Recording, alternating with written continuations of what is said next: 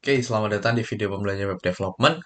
Jadi di video kali ini kita akan membahas lagi mengenai fungsi, tapi kita akan bahas sedikit lebih dalam. Jadi kita akan bahas mengenai function in depth. Jadi function mungkin yang teman-teman udah tahu, seperti yang ada contoh di situ yang sebelah kiri ya. Jadi cara membuat function itu kita ketikkan itu function, kemudian nama fungsinya, kemudian ada tanda kurung yang mana itu nantinya kita letakkan parameter di situnya. Kemudian ada kurung kurawal, buka dan kurung kurawal tutup yang mana di dalamnya di tengah-tengahnya itu isinya adalah blok-blok kode apa yang ingin dijalankan pada saat kita memanggil fungsi tersebut gitu. Nah, jadi pada dasarnya aslinya itu fungsi itu ada dua. Yang pertama ada declaration dan juga expression. Nah, yang declaration itu seperti teman-teman udah pernah praktekkan juga di video sebelumnya. Kemudian yang selanjutnya itu adalah expression. Jadi salah satu cara lain untuk membuat function gitu. Nah, sorry. Nah, jadi caranya itu adalah kita buat semacam buat variabel. Kemudian di sini nama variabelnya itu adalah nama fungsinya. Kemudian sama dengan function dan juga kurung buka, kurung tutup, dan kurung kurawal. Mungkin juga teman-teman udah pernah coba buat juga di yang mirip di video bagian objek gitu kan. Yang objek teman-teman pada bagian key itu teman-teman nama fungsinya, kemudian value-nya fungsinya value isinya tuh kayak gini, function kurung buka kurung tutup terus kurung kurawal.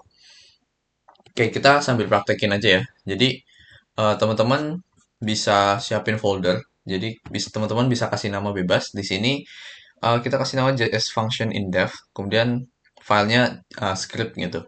Nah, kemudian kita akan pakai file index.html yang paling luar. Jadi kayak video-video sebelumnya aja ya. Jadi di sini teman-teman jangan lupa untuk scriptnya pastikan dia di folder dan file yang benar gitu. Oke, jadi di sini oh ya sebelumnya kita nyalain dulu eh, servernya jangan lupa. Oke, di sini yang kita butuhin adalah ininya. Oke, jadi yang teman-teman udah pernah coba di video-video sebelumnya. Jadi untuk pembuatan function itu kan gini, function, kemudian ini adalah nama fungsi, gitu kan. Kemudian ada kurung buka, kurung tutup. Yang misalkan langsung aja contoh ya, eh, jumlah dua angka gitu. Di sini ada angka underscore angka satu gitu aja deh. Dan juga angka 2. Di sini kita masukkan misal kita console.log angka satu ditambah angka 2 gitu. Nah, di sini teman-teman kan bisa panggil nih, langsung misal jumlah angka 2. Di sini 3 sama 5 katakanlah. Dan kita save, dia akan muncul angka 8 gitu. Nah, ini akan ngasih hasil yang sama kalau misal teman-teman pakai expression. Jadi misal variabel kemudian kurang sorry, gini aja deh. Pengurangan dua angka gitu. Misalnya angka 1 kemudian angka 2. Di sini kita tulis saja sama yang console log angka 1 dikurangi angka 2. Nah, kemudian di sini misal pengurangan 2 angka, kita masukin 5 sama 2. Kita save. Oh, sorry ada yang salah. Oh, ya. Gini. Nah, oke. Nah, dia hasilnya 3 gitu. Jadi sama aja cara penulisan secara deklarasi atau deklaratif dan juga secara expression atau menggunakan cara yang expression gitu. Jadi sama aja. Nah, terus apa bedanya antara kita menggunakan declaration dan juga expression? Nah, jadi pada dasarnya perbedaannya itu nggak ada, tapi alangkah baiknya dalam praktiknya. Jadi teman-teman kalau misal buat function yang mana nanti function itu katakanlah teman-teman bakal pakai beberapa kali gitu. Misalkan di sini ada jumlah angka atau misal di sini kita pakai return deh biar lebih eh, sesuai sama yang biasa kita pakai nanti pada saat kita membuat web gitu. Jadi kita pakai return di sini ya. Nah, kalau di sini kan misal kita butuh di sini penjumlahan satu gitu misal. Nah, di sini kan kita tinggal jumlah dua angka, 3, 2. Kemudian kita butuh penjumlahan yang kedua nih. Nah, di sini kita langsung pakai lagi 4, 1. Nah, gini, misal kita mau pakai dia berkali-kali. Nah, itu kita bisa pakai yang ada di sini. Kita lebih baik kita pakai declaration function atau fungsi deklarasi yang bentuknya kayak gini. Nah, terus kapan kita menggunakan expression? Jadi pada dasarnya kenapa disebut expression itu adalah di bagian sininya. Jadi bagian ini itu adalah expression atau yang teman-teman biasa kita sebut ya. Jadi assignment. Kita assign apa ke dalam sebuah variabel. Nah, di sini kan kita jatuhnya sama aja nih kayak kita punya sebuah value atau nilai, kemudian kita assign ke dalam sebuah variabel. Jadi dia jatuhnya posisinya sama kayak variabel pada umumnya, tapi nilainya itu bentuknya fungsi gitu. Jadi itulah kenapa disebutnya function expression ataupun bisa dibilang assignment karena kita assign sebuah function ke dalam sebuah variabel gitu. Jadi expression yang dimaksud tuh bagian sini khususnya gitu. Nah, kapan kita mostly akan pakai ini? Kita akan sering pakai ini tuh nanti pada saat kita memerlukan sebuah tindakan yang mana tindakan itu ingin kita masukin ke dalam dua blok gitu. Maksudnya contoh gini, misalkan kita perlu sebuah objek gitu. Misal kita buat variable objek gitu ya. Seperti yang dicontoh sebelumnya. Jadi objek kemudian misalkan nama Andi gitu ya. Kemudian kita pingin, nah di sini, jadi kita pingin buat kita perlu sebuah function yang mana function itu cuma dipakai si objek di sini gitu. Jadi misalkan di sini kita kasih nama ya panggil gitu ya, yang mana itu adalah sebuah function. Nah gini, console.log this.nama gitu. Nah jadi teman-teman lihat di sini, jadi dia function di sini itu disebutnya function expression, yang mana kita membuat sebuah fungsi di sini, kemudian kita assign ke dalam sebuah variabel. Walau di sini posisinya kalau di objek itu dia namanya bukan variabel tapi key atau kunci gitu. Tapi fungsinya itu dia adalah expression yang mana kita assign ke dalam sebuah key atau variabel di sini gitu. Nah, jadi kalau di sini kan jadi posisinya adalah kita pakai si function panggil ini hanya pada saat kita butuh si objek pada saat kita memanggil objeknya doang gitu. Kalau di sini kan kita bisa butuh eh, kapanpun dimanapun untuk angka atau untuk variabel apapun gitu. Jadi di sini isinya bisa 4 1 bisa angka macam-macam. Kemudian di sini variabelnya juga bebas gitu. Kita mau isi berapa aja gitu. Nah, tapi kalau misal expression itu kita cuma panggil waktu di objek ini doang gitu, yang hubungannya sama si objek ini aja gitu.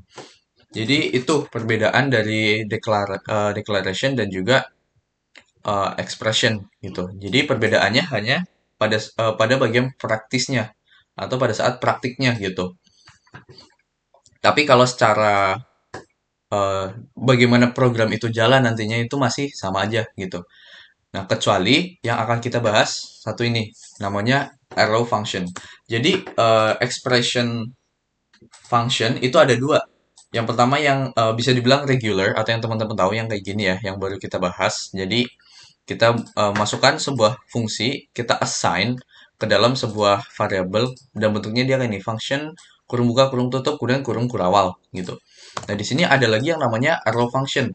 Dia juga sebuah function expression atau fungsi expression yang mana kita assign ke dalam variabel nama fungsi. Tapi penulisannya beda. Di sini penulisannya lumayan lucu nih. Jadi agak beda dengan fungsi biasa.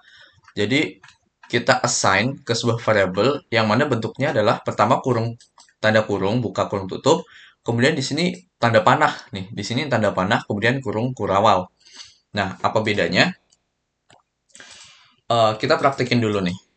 Jadi misalkan di sini ya, kita punya eh, misal sebuah function kita letakkan di variabel misalnya penjumlahan perkalian gitu. Nah, jadi dalam perkalian ini kita masukin misal di sini angka 1, angka 2, kemudian tanda panah nih. Nah, gini. Kemudian di sini misalkan kita pakai return ya.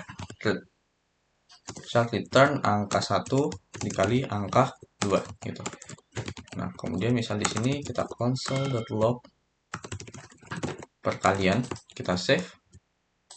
Nah, di sini dia munculnya, oh sorry, ini karena belum dikasih. Nah, oh not a number. Di sini perkalian dari, oh sorry, di sini kita isi ya, misal 2 sama 3. Kita save, nah dia munculnya 6. Gitu lah. Terus apa bedanya gitu kan antara yang di sini sama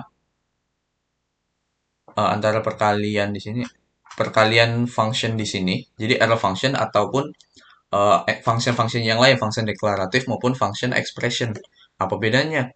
Yang pertama yang paling jelas itu adalah cara penulisannya, yang mana bisa dibilang penulisannya itu lebih singkat ya. Jadi kita nggak perlu lagi ngetik tulisan function, tapi kita bisa langsung kurung, oh sorry, jadi langsung kurung, kemudian langsung pakai tanda arrow aja gitu, tanda panah, kemudian langsung ditutup dengan kurung kurawal di awal dan di penutup, pembuka dan penutup kurung kurawal gitu. Nah, itu perbedaan pertama. Kemudian cara penulisannya tuh juga bisa lebih dipersingkat gitu kalau arrow function. Jadi ini ya, arrow function. Sorry, function. Nah, jadi ini cara nulis yang pertama gitu. Yang atau nah, kalau misalnya teman-teman punya misal pembagiannya. Misal no, no, misalkan namanya panggil aku gitu nama ininya. Panggil aku. Nah, kalau misal teman-teman itu cuman punya satu parameter, jadi kan di sini parameternya dua nih. Nah, kalau misal teman-teman parameternya cuma satu, teman-teman bisa langsung kasih aja di sini nama gini. Kemudian misal return atau misal console.log ya, console.log aku adalah nama gini. Nah, kita bisa kayak gini juga nih. Kita bisa langsung panggil aku Andi. Kita save. Nah, aku adalah Andi gitu. Jadi kalau misal cuman satu parameternya, kita nggak usah pakai kurung kurawal tuh bisa gitu. Nah, kemudian di sini kan misal console log. Nah, kita coba lagi console.log aku keren gitu aja. Kita save. Nah, dia munculnya gini. Nah, kalau misal teman-teman itu cuman butuh satu, eh sorry, kalau misal teman-teman itu butuh melakukan return, jadi sebagai contoh return ya hasilnya ya. Return aku adalah titik dua ditambah nama gitu. Misalnya return. Nah ini, oops sorry, ini kita console log karena dia return ya, jadi kita harus panggil aku adalah ini. Nah gini, kalau misal teman-teman mau return yang dan isinya itu cuma satu, jadi kayak cuma satu baris ini doang. Atau misal kalau di sini kan misal nama plus nama, kemudian nama name ini. Nah, kalau ini kan kita ada dua ya. Jadi apa? Di sini ada dua baris di dalam satu fungsi di sini gitu. Nah, kalau misal ada lebih dari satu, kita kayak gini nih biasa. Nah, tapi kalau misal cuman satu, misal kita cuma ada satu yaitu cuma return gini doang. Oh, sorry ini namanya. Nah, misal cuma ada satu doang, kita nggak perlu lagi pakai return. Dan kita nggak perlu lagi pakai tanda kurung bahkan. Jadi kita langsung gini aja. Tuh, jadi kita bisa buat dia sesingkat mungkin kalau misal kita pakai arrow gitu. Jadi teman-teman lihat di sini, kalau misal teman-teman parameternya cuma satu, teman-teman bisa pakai nama gitu. Pak, tidak pakai kurung buka kurung tutup gitu. Jadi langsung aja tulis aja parameternya gitu. Nah, kalau misal teman-teman melakukan return dan juga isinya tuh dia cuma melakukan satu kode, teman-teman nggak usah pakai tanda kurung gitu. Jadi langsung aja ditulis gitu. Nah, jadi arrow function itu bisa seringkas itu. Nah, karena arrow function itu ekspresi, jadi biasanya lebih asik nih kalau misal teman-teman nulis kayak yang ada di dalam sini, kayak eh, jadi langsung function console.log.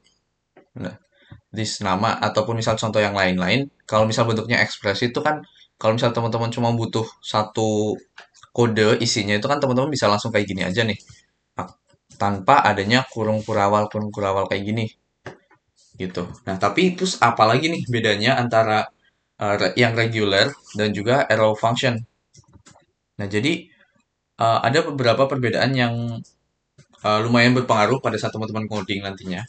Yang pertama kegunaan. Jadi seperti contoh tadi ya, kegunaan dari arrow function itu lebih ke arah expression, jadi function expression daripada deklaratif gitu. Kemudian yang selanjutnya adalah arguments. Jadi kalau misal di teman-teman, misal sini ya, regular versus arrow. Nah, kalau misal teman-teman coba kayak gini nih, variable, kasih nama aja fungsi gitu ya. Function. Nah, kemudian di sini misal ada nama 1, nama 2. Nah, di sini teman-teman bisa gini nih. Log arguments. Ada yang namanya arguments. Teman-teman ketikin aja. Nah, di sini pada saat kita panggil fungsi,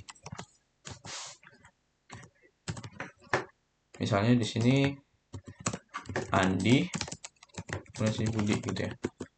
Nah, di sini dia muncul nih, ada arguments Andi dan Budi. Maksudnya arguments di sini itu apa? Jadi di sini itu kita mengambil atau menangkap semua isi dari parameter. Jadi yang di sini itu kan namanya parameter yang ada di function. Nah, pada saat kita manggil fungsinya, yang ada di dalam parameter itu sebutannya adalah arguments. Jadi pada saat kita console.log kayak gini, berarti kita mau manggil atau kita mau console.log argumen-argumen yang kita pakai di fungsi ini. Nah, dia dapat si Andi dan Budi gitu. Sedangkan kalau misal teman-teman buat fungsi arrow gitu misalnya, di sini nama 1, nama 2, console.log arguments. Nah, dia itu hasilnya adalah fungsi arrow Andi. Nah, dia hasilnya error di sini nih. Arguments is not defined. Kemudian scriptnya adalah 33. Jadi kode panggil di sini tuh dia not defined. Artinya si arrow function itu dia tidak memiliki konsep arguments seperti yang dimiliki oleh regular function gitu.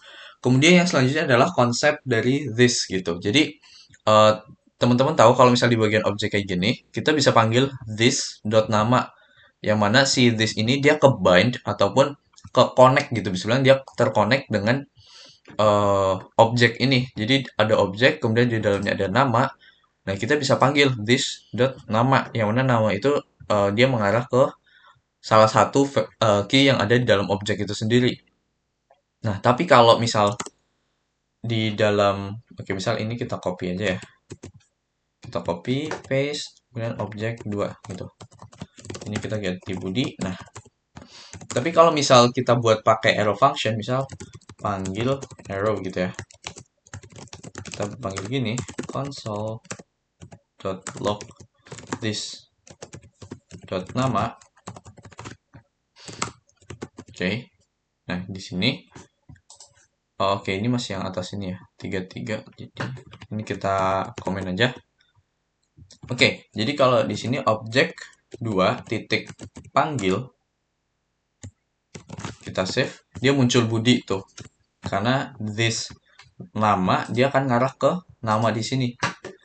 Sedangkan kalau misal kita objek 2 dot panggil arrow, kita save, dia undefined. Jadi pada dasarnya si arrow ini dia nggak punya konsep this gitu. Jadi kalau regular function atau function yang umum kita pakai itu dia bisa pakai this, yang mana this itu dia ke connect ke objek yang dimiliki di dalam objek ini. Tapi kalau misal arrow function, dia nggak ada, dia nggak kenal apa itu this, si arrow function tuh dia nggak kenal gitu. Jadi umumnya kenapa kita lebih memilih arrow function ataupun kapan kita pakai arrow function dibanding dengan regular function adalah pada saat kita pingin buat callback gitu misal. Nah, untuk masalah callback nanti kita akan bahas lagi ke depannya, tapi intinya adalah kita pingin buat function tapi yang dipanggil cuma waktu itu aja gitu. Kan kalau misalnya yang di atas ini dia eh misal yang ini dia akan dipanggil terus-terusan tuh. Kita butuh tuh si jumlah dua angka gitu. Jadi jatuhnya kita pingin buat function expression yang lebih ringkas lagi. Nah, itulah kenapa kita pingin pakai yang namanya arrow function gitu. Jadi itu dia perbedaan antara uh, regular function dan juga arrow function. Teman-teman juga tahu kalau ternyata function itu nggak cuma function seperti yang di video-video sebelumnya ya, tapi ada yang ternyata dibagi jadi dua. Ada declarative function dan juga expressive function gitu. Kemudian expressive function juga dia ada dua, ada yang regular yang pakai keyword function, ada juga yang arrow dan apa bedanya juga tadi udah dijelasin. Ada dari konsep this itu sendiri, kemudian ada argumentsnya juga gitu yang dia return atau menghasilkan hasil yang berbeda gitu. Nah, jadi itu aja untuk video kali ini. Cukup sekian. Terima kasih.